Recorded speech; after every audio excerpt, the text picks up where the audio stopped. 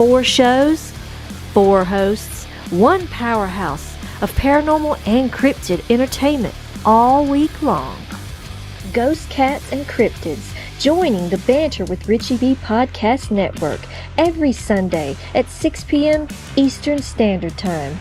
Join researcher Jean Tewskbury as she dives into the world of mountain lions, the elusive predators known as ghost cats. Jean also explores cryptids, separating fact from folklore and asking the questions others won't.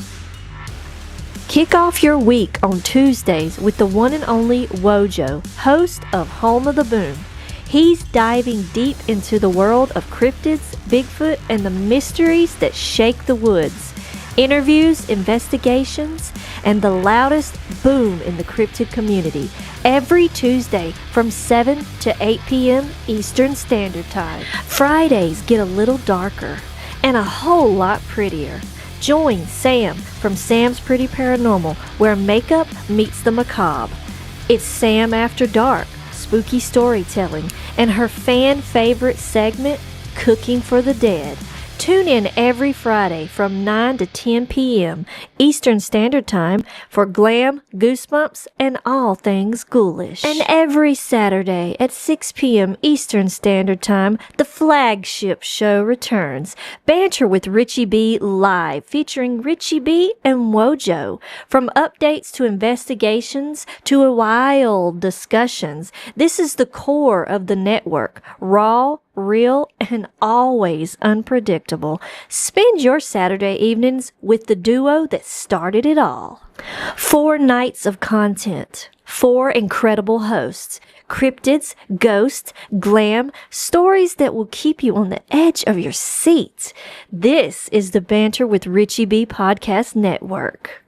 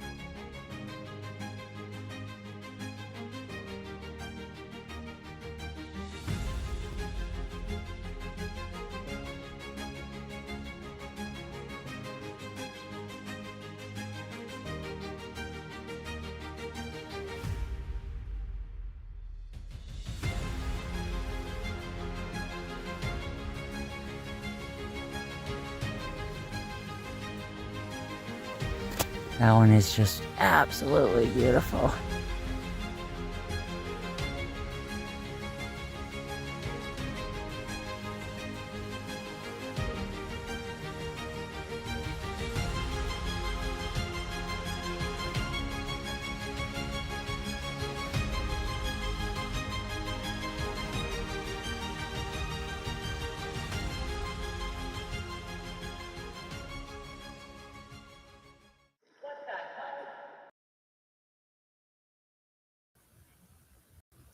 Hey everybody, welcome to Ghost Cats and Cryptids. I'm glad everybody's here. I'm going to say my introductions and say hi to everybody very soon. First, I just wanted to say I appreciate everybody showing up where it's Mother's Day for this special edition of Ghost Cats and Cryptids. This one is very special to me because I get to talk about a topic that I thoroughly enjoy. I was only able to know of the cat for 8 months before he passed, but I was able to look into articles and different stuff of his life before that, after discovering him. And they have a saying in LA. It started with the LA hashtag Save the LA Cougars, and it's peace, love, and P-22. And with that being said, I want to remind everybody that I really appreciate everybody being here. This is a safe place. All I ask for is, everybody respect everybody. Okay. There's been a lot of stuff happening as of late, and a lot of disrespect. If you guys happen to, see any of that in the comments, because sometimes I miss it. I know we have moderators and who come in, and do administrative work. And sometimes, they don't catch up on it. You could let us know and stuff. But I just want everybody to just enjoy themselves, have a nice time while you're watching the show. I hope that, at times it helps you. I do it for educational purposes, just because I think it's really good to know the topic that I'm researching and everything. So with that said, welcome. And the first one in tonight was Miss Mary. Mary, how are you? Happy Mother's Day. I hope you had a wonderful day. Kurt W is in the house. Hey, Kurt. We had Susan come in. I hope you had a nice Mother's Day as well, Susan. Sam is here. And just got done talking with her a little while ago, and I think you're having a great Mother's Day, so I hope so. Whoa, Joe, how are you? I'm glad you can make it. And then let's see if BMO I saw come in. I'm trying to get back up there a little ways so I can get back. Yeah, okay, so we got Wojo, BMO. How are you doing, BMO? Melanie, it's good to see you. Melanie loves wolves. Oh, hey, that's cool. BDA in the house. How are you, Andy? Giovanni, how are you? So yeah, the topic tonight I chose, where it was Mother's Day. I figured it would be a topic that I wanted to talk about. Hey, D Hoot. Yeah, what the hell? How are you? I hope everybody's having a wonderful day. I really do. Sundays is my only day off, so I kind of try to relax as much as I can and look forward to doing my show. So tonight's topic is, when I started looking into, and I had my sighting, and I decided, you know what, I'm going to start looking into these ghost cats in the East. And I read the book there. I've shown it before, by Bruce S. Wright, which is The Ghosts of North America.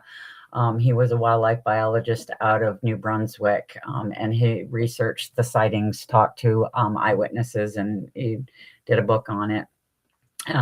But what he did say in the book at the end made perfect sense to me, because a lot of times people try to break up these big cats. Well, you've got West, you've got Midwest, Central, and then East. They're all the same cat, okay, unless they're South American, and then they are different. There is a difference. Ooh, I'd love to hear that. That's awesome, BMO. And he said that there is no difference. If you want to learn anything, research and learn from people that are studying them in Western states where they are at. So I started looking into stuff, and I came across this amazing cat in California. And instead of just diving in, I'm going to start with the beginning of his story, because I got to look into it and I found it very, very amazing. Now, this young male was about a year and a half old. And at the time that when they're about a year and a half old, that's when mama says, I've had enough, get going. And he went looking for his own territory. Well, he was in the Santa Monica Mountains, is where they're assuming he was born. And so, of course, in California, they have a ton of mountain lions. They've actually got several. And because of how California keeps expanding and stuff, the wildlife is now moving into the cities. So this young male at a year and a half old did something extremely remarkable. Other animals have tried, other mountain lions have tried, most have been extremely unsuccessful, but he crossed a major highway. And when I say a major highway, the 405 is 14 lanes, 7 lanes on each side, and it runs through LA, okay? And he crossed that highway. Well, most, like I said, wild animals have not succeeded in that, but he did not just cross the 405, he also crossed the 101 and ended up in this little park in LA called Griffith Park. This park is the size, it's 9 miles. It's a 9-mile square radius of property. It has the foothills, it has the mountains, it does have other wildlife in there, deer, raccoons, different things. But it also is home to an observatory. People hike, bike, picnic.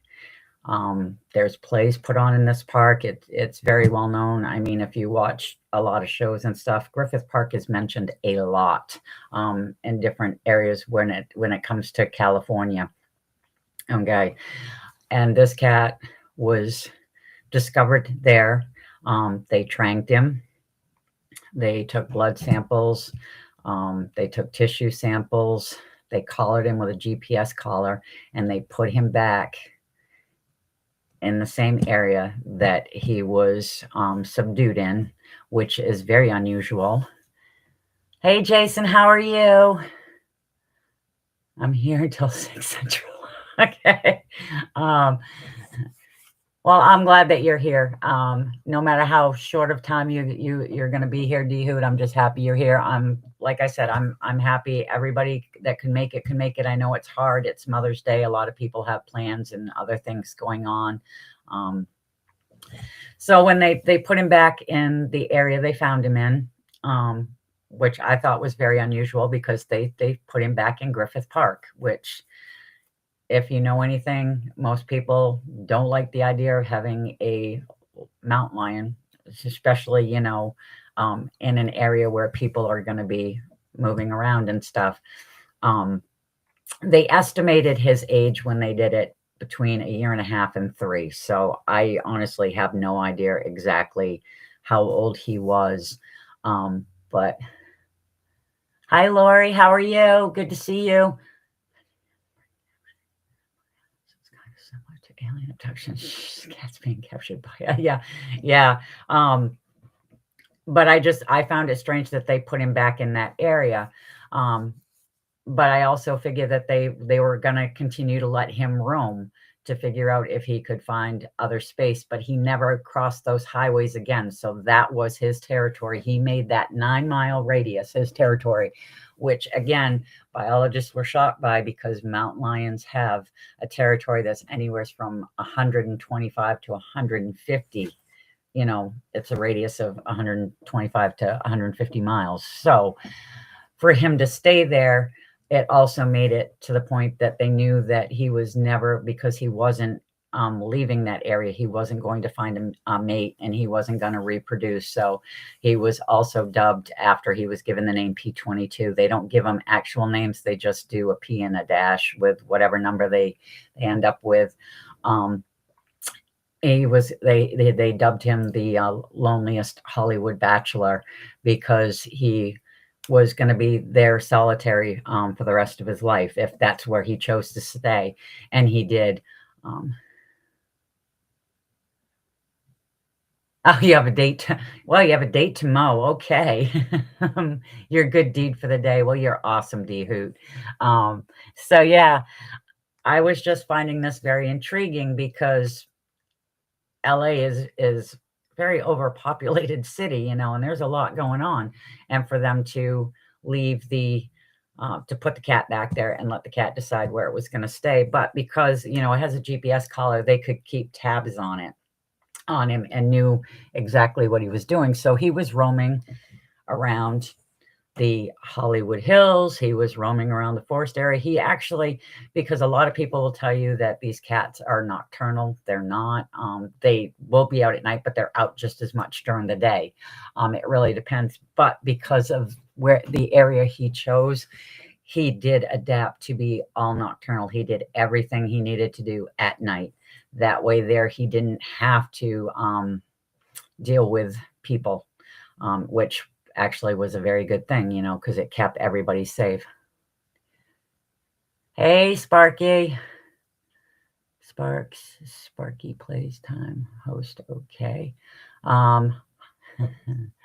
Okay, let's see. Hi, Andrew. Oh, from England. Well, how are you? I'm glad that you could tune in and check out the show. So I'm going to try to pull up this video. This was from using a GPS collar and talking to the biologist that a gentleman from, oh crap. Why did it go and do that?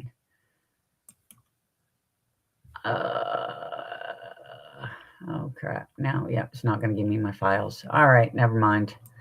I can't do it that way. For some reason, it went out. So I'm going to try to do this. If I lose you guys, I will be right back. I promise. I just want to try to get these photos. I had them in here and I don't know what I hit, but I hit something and it took them out. And I really want to make sure that I can show these to you. And all right, there's that one and one more. Please stay with me. I am so sorry. All right, there we go. All right, exit out. So let's go back in here and see if it did it this time. Images.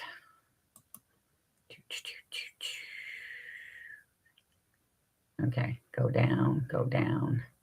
This is the one I want. And this is, I think this is the one I want. Thank you guys for sticking with me. If it will pop up here. There we go. This right here. He was captured by Steve Winters for National Geographic. I don't know why it's doing that to the photo. Why it's uploading. All I wanted to do was just put it up there. There we go. And this became one of the most famous pictures of P-22. Such a handsome, handsome boy. And this is what he did at night. They got, because of his GPS and the small area, because they do, they roam around, they had tracked him for a couple months to know exactly when he would be going through. And yeah, this was like an iconic picture. I left everything up because I know it's copyrighted and I do not want to get in trouble for using it. But this is like, I just absolutely love this picture because he is just one big, handsome boy. Yes, he is. It was a great shot. The trail camera did an amazing job catching that shot because that is actually priceless. Let's see. How you doing? Okay. You have a great day too. Ron. Hi, Ron. Yeah, so and so he lived in this area and they started following him, they started tracking him to see what was going on. He was eating deer. They would get, mule deer going through. He was eating raccoons. He really never bothered anybody. People actually in the area, he became after this photo a celebrity in his own right because people were shocked as anything to know that this park that they'd been going to, this majorly big cat, is living in, and nobody ever saw him. Yeah, it is. I think that the collars are a lot of times. I've watched a lot of stuff with Beth Pratt, who she was there when through most of his life.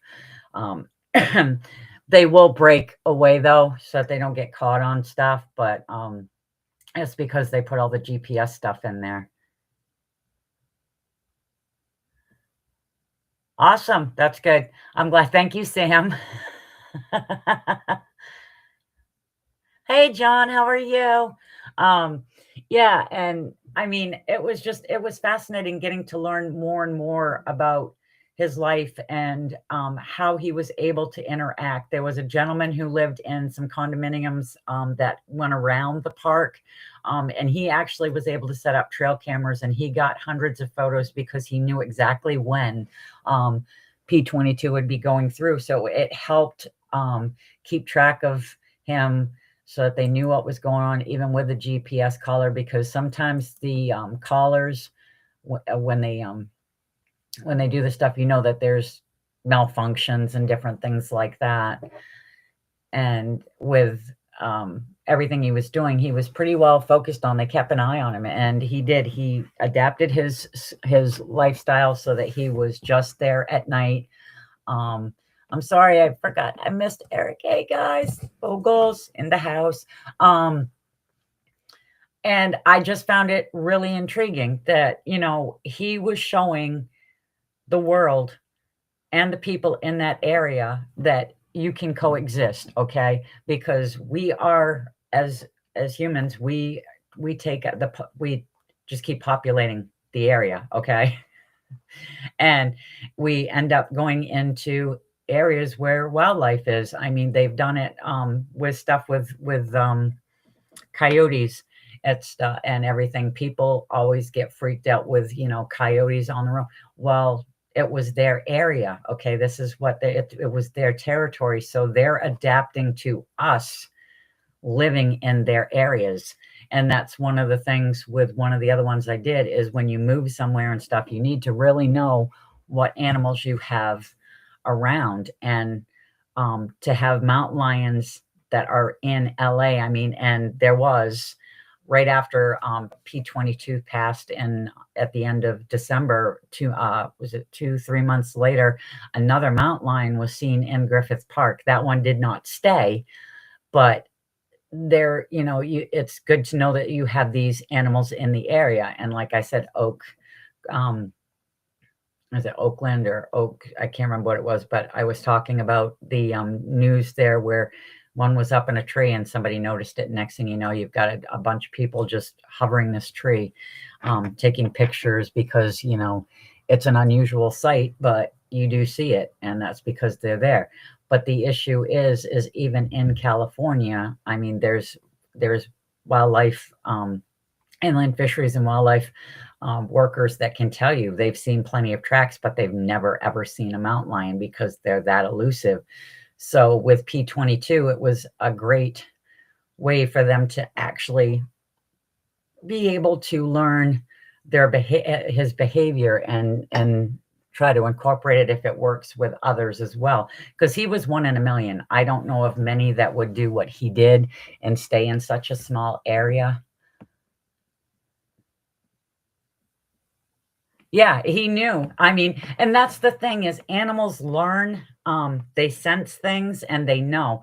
And a lot of people just think they're big, dumb animals, and they're not.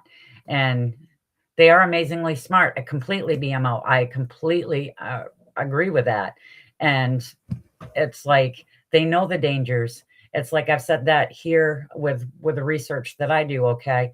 We've put them to the point of extinction. Okay, they're supposed to be extinct, even though people are still seeing them, whether they're transits from, you know, the Midwest moving across, that's another story, or whether there's some still here, which I do think that there is. I mean, with the University of Montreal study and everything, it showed that they actually had DNA from, you know, cougars. 9 samples, 9 of them were from South America, so that is most likely somebody's pet that was released, but the other 6 were not.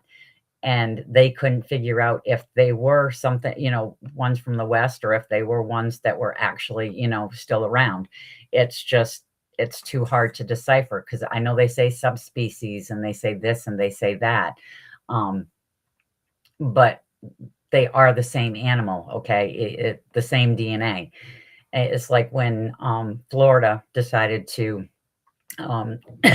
try to save their population, because they were very, very low. I mean, they were in single digits, and they brought over 8 female mountain lions from Texas.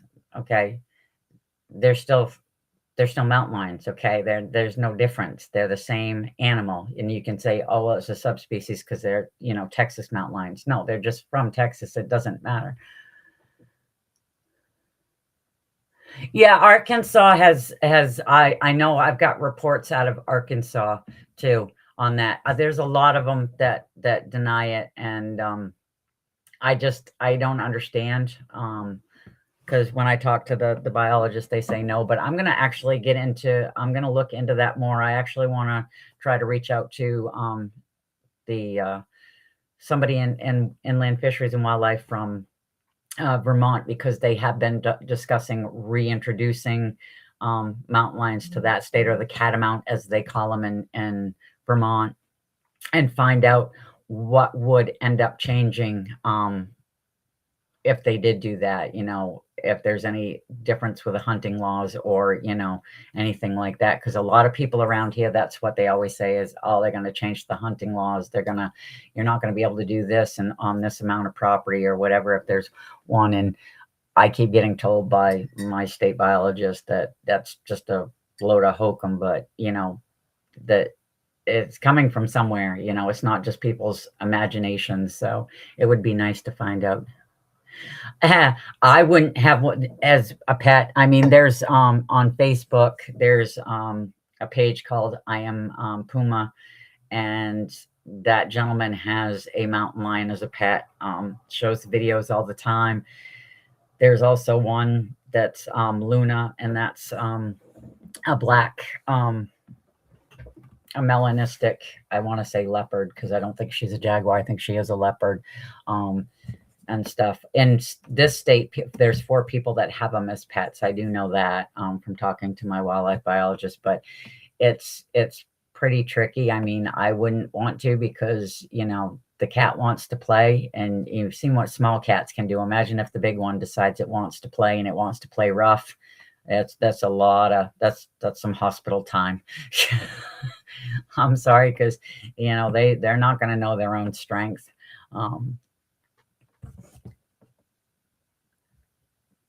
Oh, they have confirmed. Well, I know that they say that they have documented sightings. I don't know if they still believe that they're there or not, because most places will tell you what the initial thing is they'll say there's like here, they say there's no confirmed sightings. There is, because I actually have a newspaper report on DNA that from a sighting that was in Cape Elizabeth, where the woman said she saw one in her backyard. They came out, they got hair samples, and it did test positive for a cougar, mountain lion, whatever you want to call it. And that was put into the paper, and there was tracks that were verified in Monmouth that are Monmouth? Yeah. That were verified to be cougar tracks too. I know with the Cape Elizabeth one, because it wasn't seen again, they were assuming it was somebody's pet, but you would think because of that animal, there is paperwork that has to be done. You can't just have one. If you do, they're going to come in and they're going to seize it once they find out, but you wouldn't think that they would know.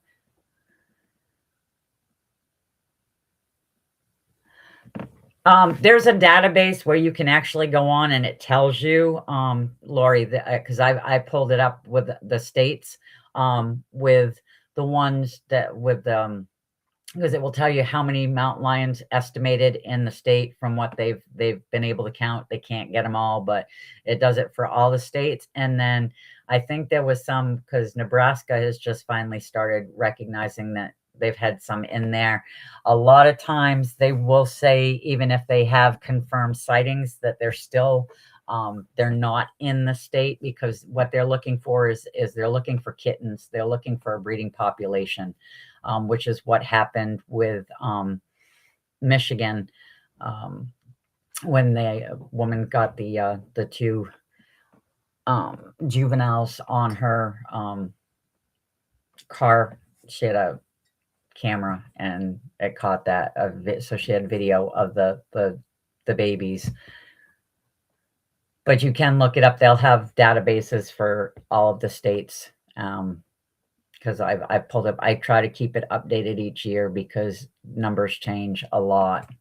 And the one thing that I found with Florida that I was floored by is when they do their counts and stuff, for the mountain lions there, they don't count the juveniles.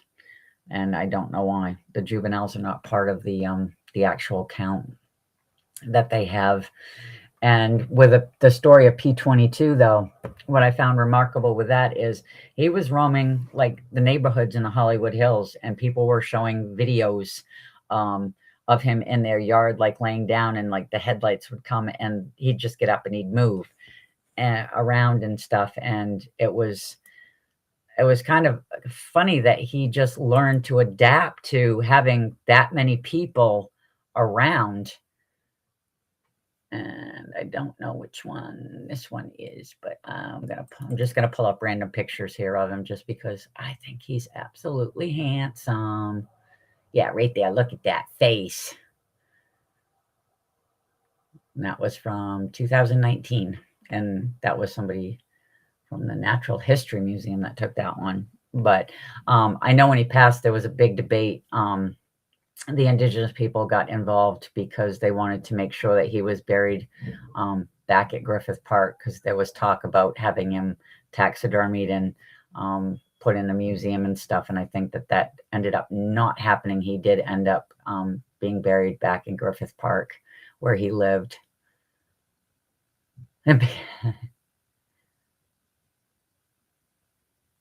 Oh, wow. A ton of alligators, huh? All right, let's remove you and see which other one. But I do have one when he's just hanging out on somebody's balcony, which I thought was funny. Yeah, he is a gorgeous boy. I just absolutely freaking love him. I was obsessed when I found him, and then I was oh no, that's the same picture. Gosh darn it. I am not good at this. I hate the fact because they're like this big, so I'm trying to actually see. So just bear with me. I promise I'll get this down at some point. I'll change it up and see what else I got here. It's this one here. All right, so I know not to hit that one again. Oh, there he is again, standing over.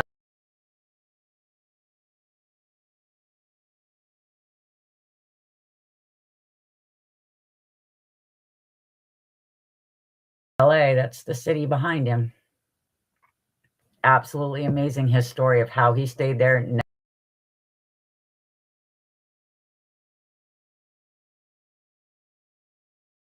Never bothers soul.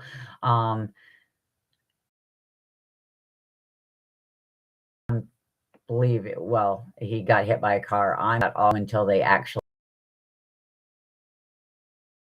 captured him. That he had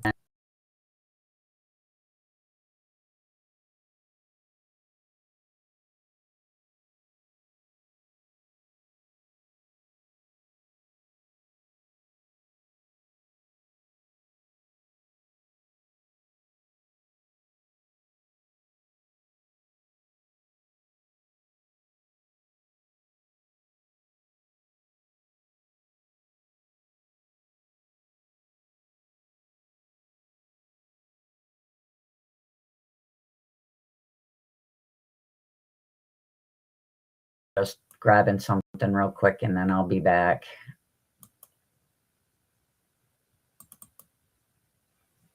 There we go. All right, that's the one I want. Okay, so I'm coming back and do. Sorry if you lost me. I'm trying to just pull up pictures. Like I said, he's just absolutely gorgeous, and I want everybody to meet P-22. Oh, wait. Oh, crap. Nope, that's not it. I killed it again. Damn it. I just had it and I screwed it all up. Anyhow.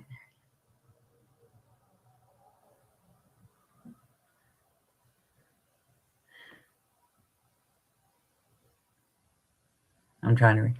Yes, Mary, me too. They're just not allowing the taking of alligators. So okay, so you brought up the alligator thing. If there's like an outrageous amount, Lori, how do they keep the numbers down on those? Is there something that they do? Because I mean, you would think that they would want to try to keep some type of control.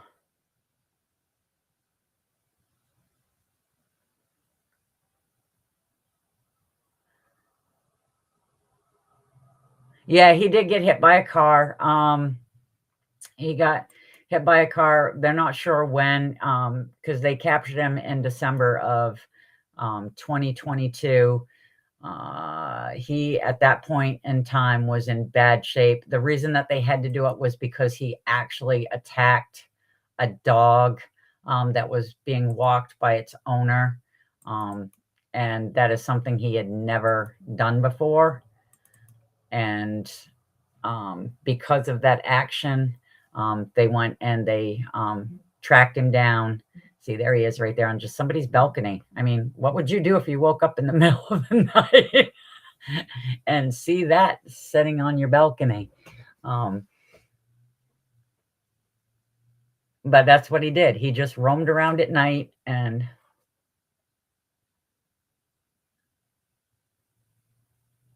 Oh, hunting seasons, oh, and egg harvesting. Okay, yeah. Yeah, I was just trying to figure that out.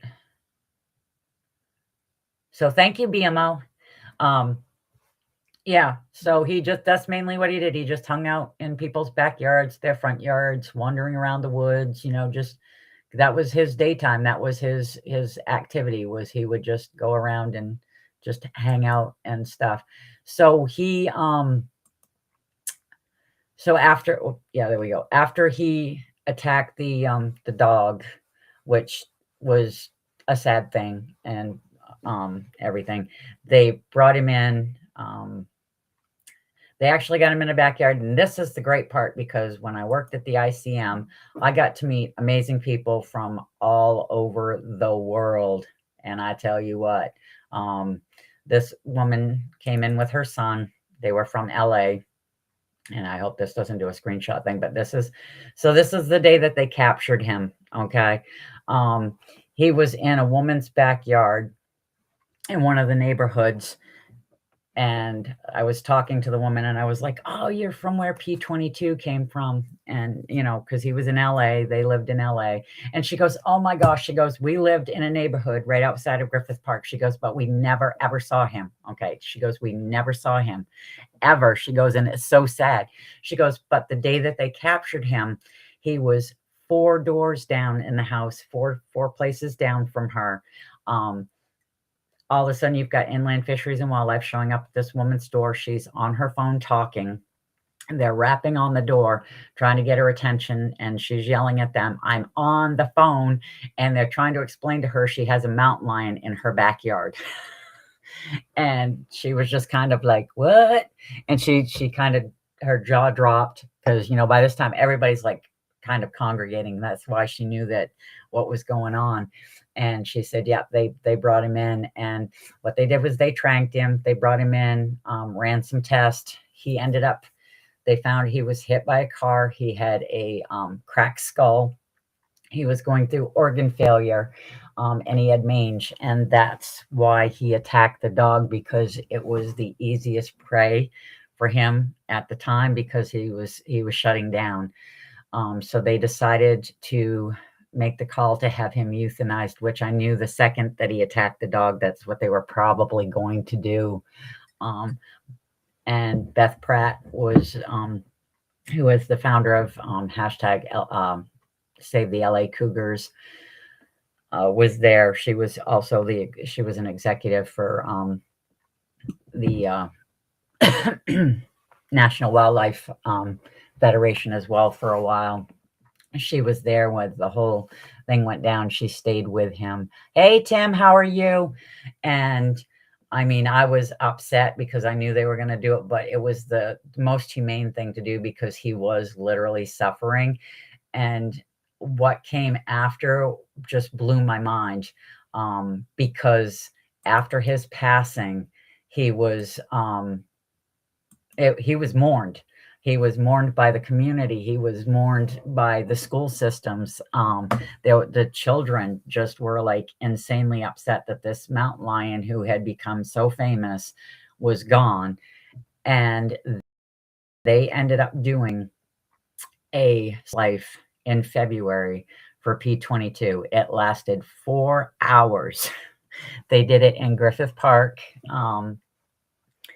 And they had the indigenous people came and gave prayers. They had the schools classes came, and they were singing songs. Like one class changed the words to Scooby-Doo, where are you, to P-22, we miss you. It was just an incredible celebration for an animal that most people could care less about.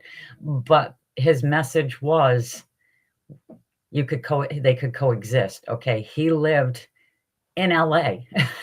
Okay, it's not like here in Waldoboro where I live. Okay, there's a ton of woods. He wouldn't have to worry about seeing anybody. But this cat chose a place that was very overpopulated, and he adapted to it. He survived in it.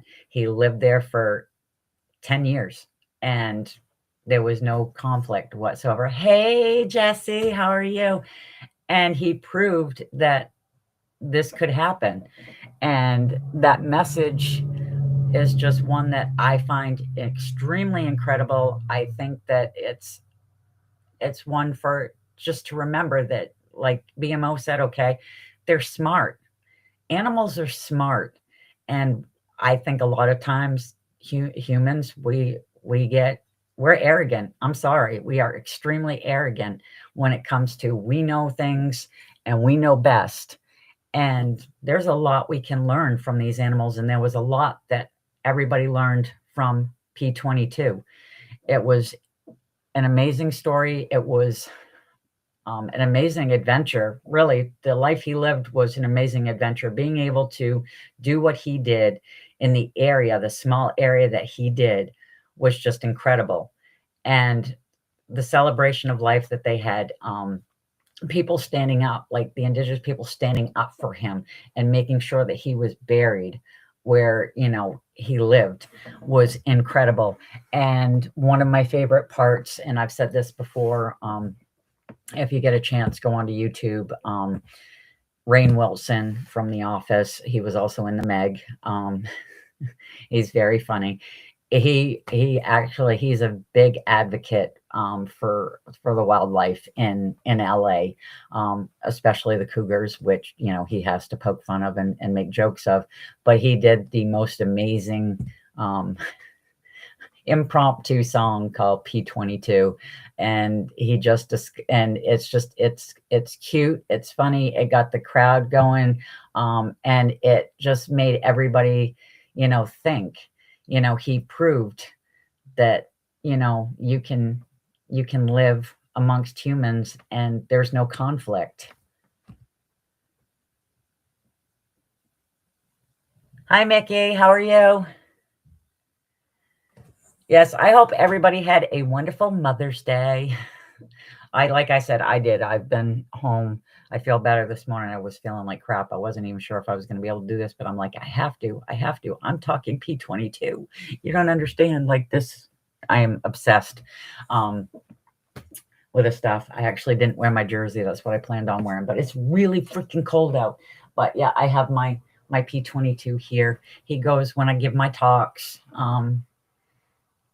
I take him everywhere when I do my talks and stuff so the kids can pat him. I have now got, because I made myself for my research when I go out in the field, a life-size cardboard cougar, but now I actually have one that is a cougar and it's life-size. So I figure I can take that when I do talks and stuff, and the kids can do pictures with it and stuff, because like I said, these animals are smart. These animals have just as much right to be here as we do, and to try to understand them and realize, that they are not monsters is a major thing. And that, yes, there's going to be conflict at times, and try to figure out what that reasoning and why it is.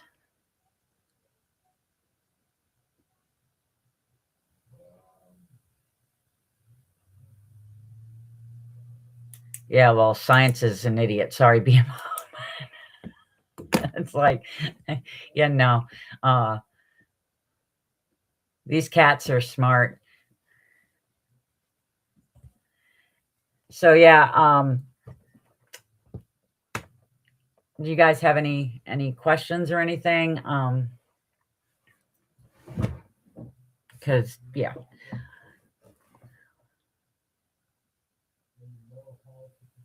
Advanced memory. Yeah, and that's the thing is yes, and I do agree with that. Yes, happy birthday, Eric.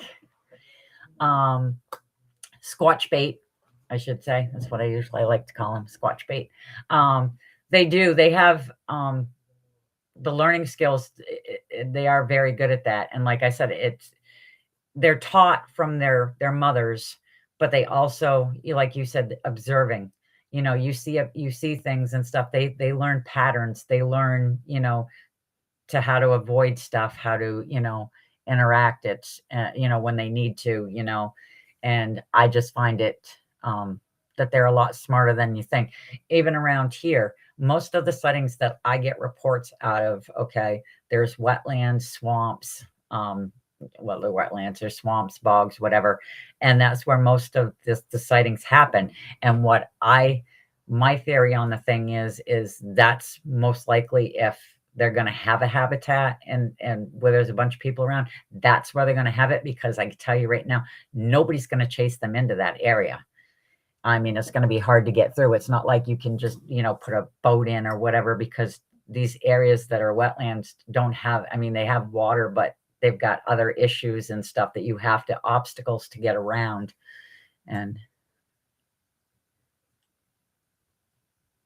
I don't know if there's any markings as burial site, honestly. They kind of kept that hush hush. Like I said, it was a big, big, big debate when he passed, because they were discussing going to court on that, which, because they were very adamant that he be buried in Griffith Park. There's a lot of, since his death, there's been a lot of murals and stuff put in LA for him. And they're putting a statue, I believe, in Griffith Park too. No. Most of the time they do it solo. You will see two cats together sometimes when it's mating season. When they're mating. And that's about the only time, because there is in Bruce S. Wright's book, the one I was talking about earlier on, a gentleman in New Brunswick that was a farmer actually had discussed his sighting that he had of a male and a female that were going through. And he literally, because they tell you, when you come across one, make yourself big, da da da. Well, he made himself big and he was loud. The thing that got him was they didn't pay any attention to him at all. They stayed on the outside of the fencing, that he had, but they didn't pay any attention whatsoever to the farmer. And Mr. Wright was assuming that it was probably because they were in the midst of, their little mating ritual and stuff. So they had other things on their minds beside people and stuff. So that was just his opinion on it and stuff. And yeah.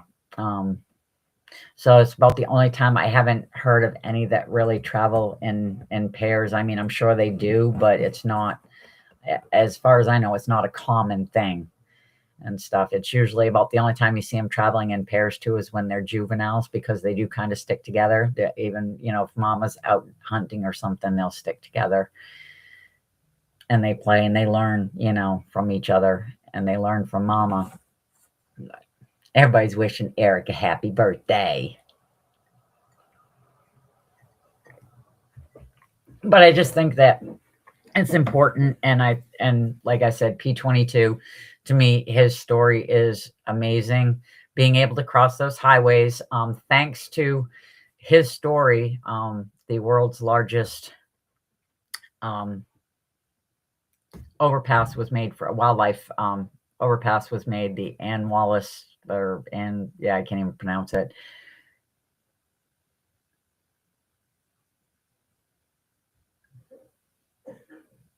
Oh, see, I thought they wanted him buried in Griffith Park because there was a big debate with the indigenous people.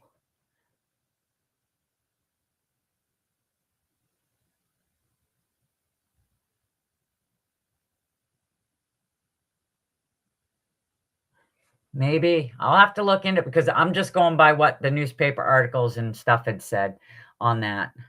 So I'm gonna, because like I said, there was a big debate and it was going back and forth, but I thought he was laid to rest there. Thank you, BMO. See, I love it. I love it. So yeah, I will look at that. And it would make sense though if he was, because they assume he was born in the Santa Monica Mountains anyways, which is on the other side of Griffith Park. Because like I said, it's right across the two major freeways that he had to cross to get there. Tomorrow I'll put on, because they did a little short on, his life and how he inspired the wildlife crossing that was just built and stuff. I think it's actually just about done and everything, and it goes over his little journey. Okay, local. Yeah, I figured it would be because they were adamant about it. And I know that it was weird. They have a show on Fox called Animal Control. Yeah, BMO is awesome. Thank you. And I do agree, Sam. That's phenomenal, because literally I'm going by what I was told there, and it's good because I don't have anything on the burial. This is I'll tell you right now. This is all P-22, every single bit of it that I could get. And yeah, I don't have anything on the burial. So everyone is awesome. Yes, we are all awesome. So that's good to know. But the show Animal Control, they actually did a thing with it was supposed to be a mountain lion there, where they did a burial for it, and it was kind of a little tribute to P-22, even though Animal Control takes place in Washington State, because yeah, he was beloved by one of the animal control officers. He was actually saved a couple times, but yeah. And I know it's a fake show, but it was still, I thought it was a cute little tribute, and I did not know until Beth had mentioned that.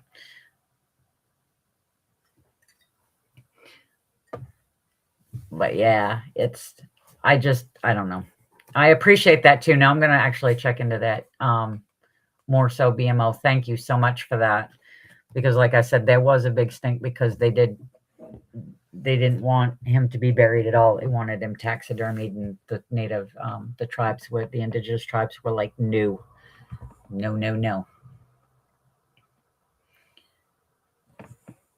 But yeah, so I just, like I said, I've said it again. I'm stuttering and I'm repeating myself, and I apologize for that. But it's just, this message to me is very important, and it's a very good message. And, we can coexist and not have to be, afraid all the time of these animals.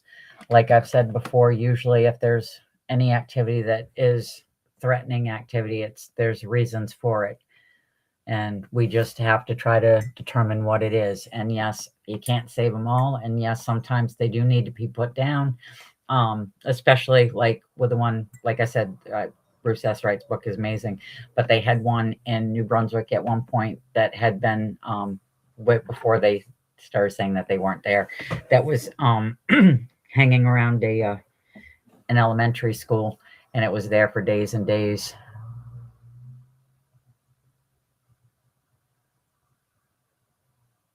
Black lions. Aw, they use his image, but they say they're not named after him. Yeah, his image is out there, and it will be forever.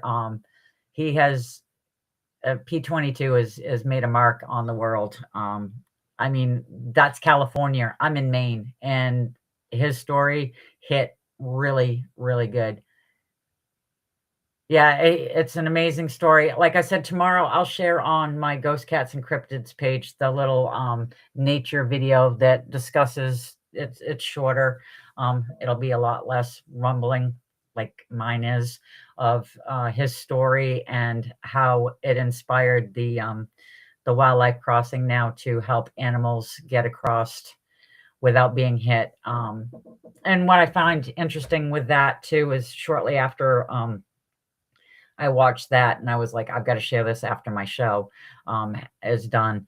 But I come across an article from Florida where one of their Florida Panthers was hit by a car. They rehabilitated it. They released it back into the wild. It has a GPS tracking collar.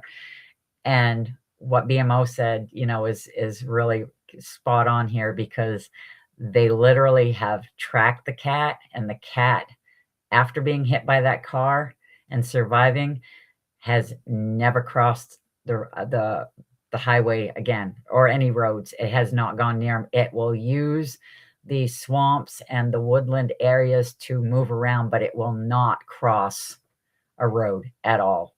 And it's because it learned not to do it. Yes, be a moment. Thank you for stopping in, D-Hoot. I really appreciate it. You have a great night.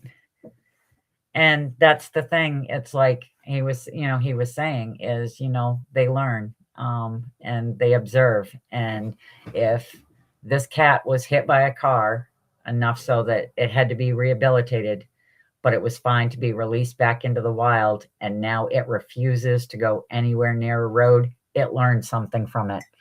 So, they're smarter than what people give them credit for and stuff. And when going over that and with what BMO said, I was just like, yeah, this is an amazing thing and stuff. So I will let you guys go. I appreciate you coming in and on Mother's Day and watching this special episode with me. Like I said, P-22 has a place in my heart. I will talk about him till the day I die, just because I think his message is amazing and it needs to be heard and over again. Okay, so I'm going to be a broken record when it comes to P-22, but I appreciate everybody stopping in and listening to me ramble on, taking time out of your Mother's Day. Once again, I hope everybody had a wonderful Mother's Day, or if it's your day off, you had a great relaxing day. And I will see you guys next Sunday. Make sure you tune in to Wojo Show Tuesday night. Home of the Boom, and then of course Sam After Dark on Fridays, which I always check out now. I usually can't make it all the way through, but we never know what's going to go on. Oh, thank you, BMO. Oh, I appreciate that. I really hope so. Yeah, I do have a passion for that, for animals throughout. It's not just mountain lions. I love all animals, but trying to prove that these ghost cats are here and make sure that they get some type of protection is very important to me. And then I will see you next Sunday. I've got to come up with a topic. I'm trying to figure out what I want to do, if it's going to be, what Vermont wants to do, but I'd like to talk to somebody first from Vermont's Inland Fisheries and Wildlife to get some more questions answered before I do that. And then I've been working on one that D Hoop brought up a while ago, so I might try to squeeze that one in. But until then, remember, when it comes to research and everything else in life, sometimes you just have to say, what the hell? Good night, guys. Bye.